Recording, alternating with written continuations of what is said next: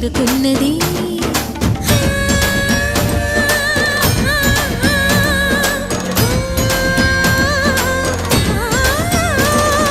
భవుని భువికి తరలించేలా ధరణి దివిని తలపించేలా